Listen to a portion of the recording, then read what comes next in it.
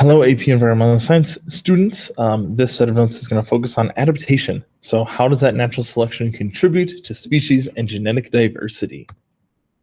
So some essential knowledge, environmental changes, either sudden or gradual, may threaten a species' survival, requiring individuals to move or alter their behavior or perish. And organisms adapt to their environment over time, both on short-term and long-term scales, via incremental changes at the genetic level. So here we go. So how can our environment change? We talked about this in the last set of notes, or it can be something that is either random, episodic, or periodical. So continental drift, remember, will be like that random thing happen. Gradual changes, so slight shifts in orbit or solar output would be our periodical. And those episodic would be those catastrophic climate changes. So something like meteors, meteor impacts, supervolcanoes, humans, question mark. So different things like that. So when these environmental changes do happen, well, what are populations or what are our species going to do? And functionally, we have three possibilities. One, they're going to move to a new location, someplace that has the same habitat that they can live in, to just get away from whatever change is forcing them out of that area. Two, they could go extinct. And this unfortunately happens for 99.9% of all species, where they just can't go to a new place because of one reason or another. Could be because they're isolated, but that's just what happens. Or they adapt and evolve via natural selection to that change that's going on. So this wouldn't be like migrating to a new place. It would be staying in that place and adapting to those changes. So how do our species adapt or evolve? So hopefully you remember our good friend Charles Darwin sporting that awesome beard. But his whole mechanism or natural selection is going to be what's responsible for that. So just remember, natural selection is that change over time in a population. And this is what leads to the new generations or new species or speciation happening.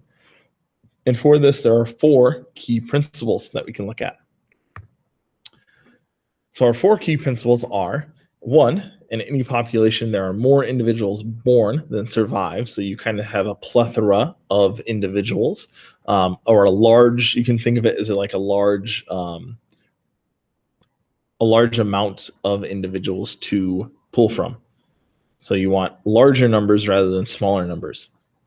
There is variation in the population. So you want to have all types of different variations in different things. It could be color, it could be size, it could be shape, something like that in that population. But you know what they say, variety is the spice of life. So we want all that different varieties. And some of these variations, number three, are more beneficial than others as determined by the environment. So if we go back to color, if their color makes them better at blending in with their environment, therefore they're less likely to get eaten, well, that would be something that would be beneficial. And four, organisms with beneficial variation survive to reproduce more often. So those are our four key principles. Another way to think of it, this, or the thing that you might remember with natural selection, is the survival of the fittest. Remember, fittest does not mean the biggest, buffest, fastest, nothing like that. It's which one is most suited to survive in its environment. So the next thing that I have for you is looking at genetic change, or how genetic change can happen. So there's an activity that I have for you that is the Pico Fermi Beagle activity, and I'll link it in the question that goes along with it. But after you do this, and this is something that I want you to do, and I'll show you it here in a second, I want you to respond to the following claim: natural selection / evolution doesn't make sense. That would be like a tornado moving through a junkyard and leaving behind a fully formed airplane. So I'm going to pop out real quick, and I just want to show you this Pico Fermi Beagles site. So it's a fairly simple thing, and your job is going to be to guess some numbers. You're going to have three numbers, or a 3-digit code, excuse me, and you want the allow zeros on, and you'll guess a number. So say I type in 123, then I click on the result, Beagles. Well, if I scroll down, it says Beagles, no digits are correct. So I know that 1, 2, and 3 are not the digits that I'm looking for. If it says Fermi, that means that I have a correct digit place. I have a digit placed correctly, excuse me. And if it says Pico, that means that a digit is placed incorrectly.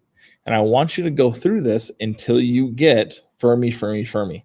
So in other words, you finally got to it.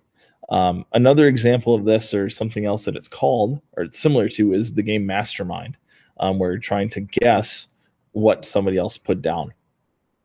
So give that a try.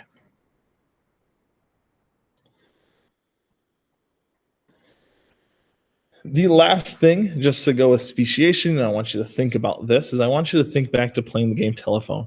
So the thing where you start out with a phrase, you start out with some kind of saying, and you have to whisper it to the person next to you.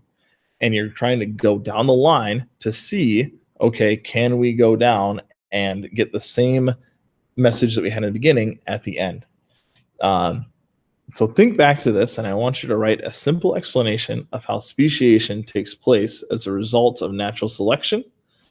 Your explanation should include the terms geographic isolation and reproductive isolation.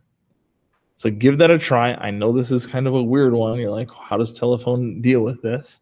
But give it a try, and this is something that we will talk about in class. Other than that, that's all I have for you today.